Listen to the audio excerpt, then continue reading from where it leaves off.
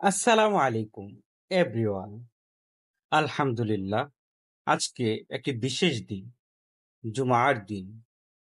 আলহামদুলিল্লাহ আমরা সবাই বলি, কারণ আমাদের হায়াতে আরো একটি শুক্রবার পেলাম। যদিও আমরা হতভাগা এক জাতি, আমরা শুক্রবার পাওয়ার পরও নিজের গুনাহগুলো মাফ করাতে পারলাম না। আফসোস হয় আমাদের। আফসোস করা উচিত, বেশি বেশি ইস্তিগফার পড়া উচিত।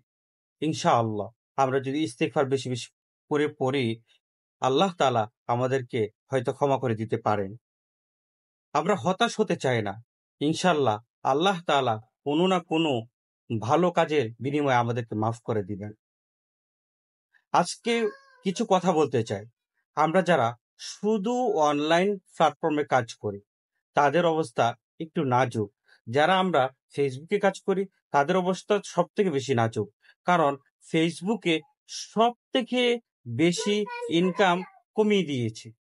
এবং যারা কন্টেন্ট মনিটাইজেশন পেয়েছে, তারা বেশিরভাগই হতাশ।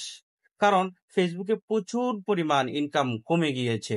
এখন যে পরিমাণ ইনকাম হচ্ছে, সেটা দিয়ে মানুষ হয়তো তাদের ইন্টারনেট খরচ ইত্যাদি ইত্যাদি এগুলো হবে, কিন্তু এগুলো দিয়ে তার একটা সংসার চালানো খুবই কঠিন। যারা ফেমাস তাদের সাথে তো কোনো বিষয় নয়, বা তারা তাদের বিষয় নিয়ে কোন চিন্তা করারও বিষয় নয়। ফেসবুক তাদেরকে আলাদাভাবে নজরেই দেখে, আমার মনে হয়।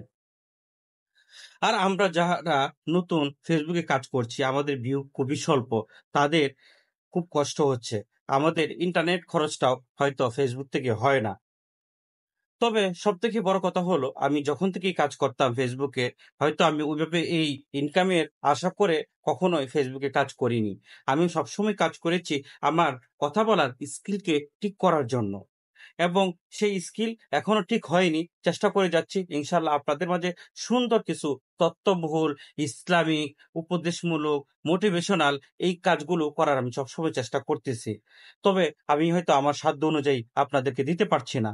কারণ জ্ঞানের অভাব, পড়াশোনা করার মতো সময় কম।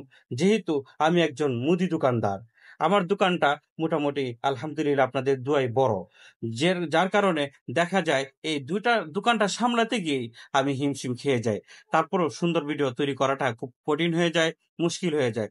আর যখন আপনি ভালো কোনো কনটেন্ট তৈরি করতে চান, তখন অবশ্যই আপনার বেশি করে পড়াশোনা করতে হবে। আর সেই সময়টুকু আমার হাতে নাই। তারপর আমি চেষ্টা করে যাচ্ছি। আমি কখনোই এই কথা কাউকে বলিনি যে শুধু ফেসবুকে কাজ করে যান, আর কোনো কিছু করার প্রয়োজন নেই।